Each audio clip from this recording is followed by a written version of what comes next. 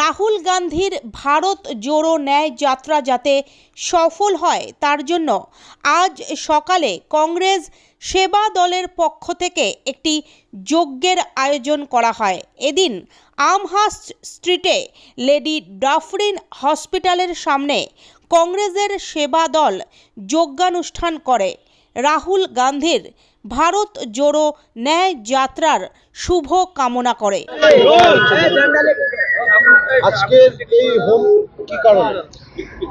आज कल के 14 तारीख থেকে মণিপুর থেকে মুম্বাই অবধি ৬৭১৩ কিলোমিটার রাহুল গান্ধী যাত্রা শুরু করবেন। এর আগেও যাত্রা করেছেন ১১,০০০ কিলোমিটার, কিন্তু এইটাও কোনো ডান্ডি মহাত্মা গান্ধী ডান্ডি যাত্রা থেকে কম হয়নি। আমাদের যাত্রা এই যাত্রা ন্যায় যাত্রা, মানে 10 বছর যে পিছিয়ে গেছে আমাদের ভারত, ন্যায় পায়নি।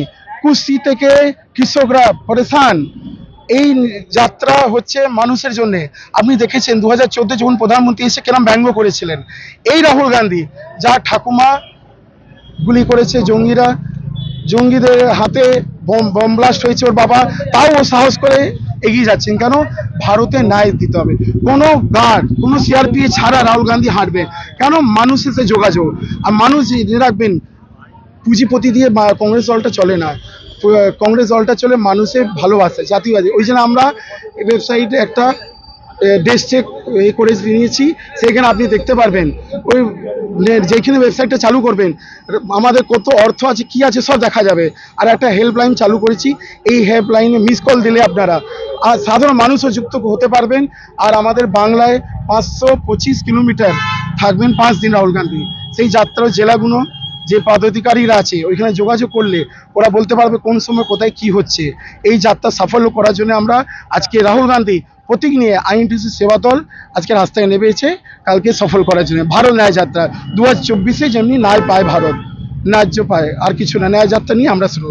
এই যে মন্দির নিয়ে যে চলছে, মন্দির 4টি সংগ্রাচার বলে দিয়েছে কি আমরা মন্দিরে যাচ্ছি না, ওরা সমালোচনা করেছে। তার মানে যে সমালোচনা করে সেই হলো কংগ্রেস, পাকিস্তান পাঠিয়ে দাও।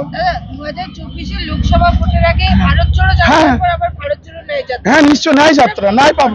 কুস্তি থেকে শুরু করুন না, কৃষকরা সবাই ত্রস্ত। তো অনেক আপনি দেখছেন জোট নিয়ে যেরকম শুরু হয়ে গেছে সমালোচনা, সেই মাথায় আমরা যাচ্ছি না। রাহুল গান্ধী যে যাত্রা শুরু করছে, মানুষের সাড়া দিতে শুরু করছে, সেটা বিজেপি ভয় পাচ্ছে।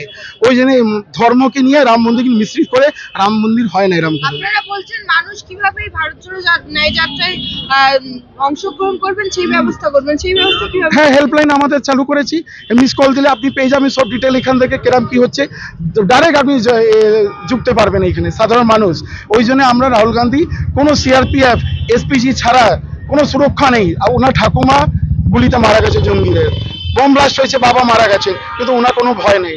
উনি আত্মবিশ্বাস হয়ে মানুষের সাথে হাতে হাত মিলিয়ে, কাঁধে কাঁধ মিলিয়ে এই ন্যায় যাত্রা শুরু করছেন। মণিপুর থেকে যাবেন আপনার বম্বে অবধি শেষ করবেন ৬৭১৩ কিলোমিটার। বাংলায় থাকবেন 525 কিলোমিটার ন্যায় যাত্রা।